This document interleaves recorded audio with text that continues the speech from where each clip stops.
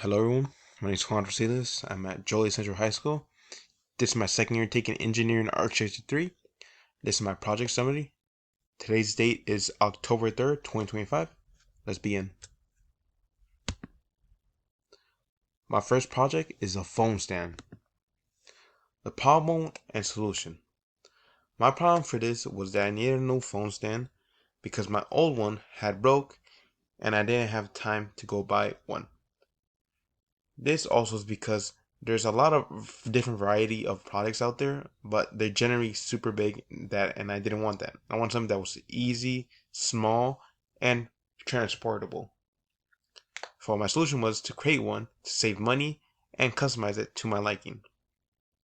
I want to design it so it's unique than other ones. For an example, like this picture on the side, it's able to fold and it's super easy that can fit in my pocket. Research. This is the first process of the engineering design process. I was supposed to go to different websites or YouTube videos and see what other people have made and kind of relate to it to my project and base my design off of it. I found these two examples in MakerLab.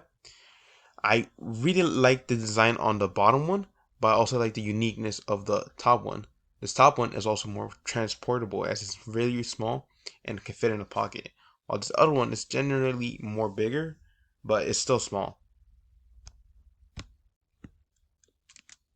Then we move on to sketching. I first started off by sketching some rough sketches on how I looked like in my mind. Then after I had a good grasp of how I wanted to design it, I moved on to actually dimensioning each one to the actual size it was going to be. Between these two, I finally chose the bottom one, which is more easier to transport with and more can fit in my pocket. After that, I moved on to an adventure. For this, I generally went based off this design right here. So was that it was easy until I figured out that I wanted to make it open up, which was the big challenge that was yet to come. Now I started different testing phases. For the hinge to work, I need to find which hinge would work most effectively. For this first one, I used a push in place. This piece right here will push in place, which will lock this place into here, which wouldn't make the hinge to move, but it will still make it to twist. The problem with this one was that when pushing this in between this area right here, it will force the side pieces right here to bend, which will make the piece not durable. To fix this, I made the hole right here a little bit bigger so that it didn't have much force to the side pieces. But the thing is, by doing that, I also made it super loose, which I didn't like. So for my next testing phase, I switched to a different hinge that was a pin in place. This was more easier as I didn't require as much supports with it because it was two big pieces that support each other. So as you can see right here in this view right here, that this piece, which is this, was also on the floor touching, but it has some space for moving.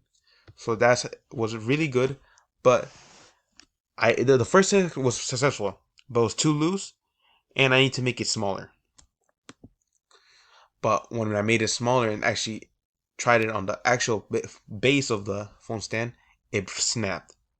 It's because I forgot to taking count of how small it was when I scaled it down, which made it to break with such easy force. To save time, I switched to a magnet. It's so much more easier, and I didn't have to do much work with measuring it, as my friend Oziel had already tested magnets as he was doing a project for his glasses.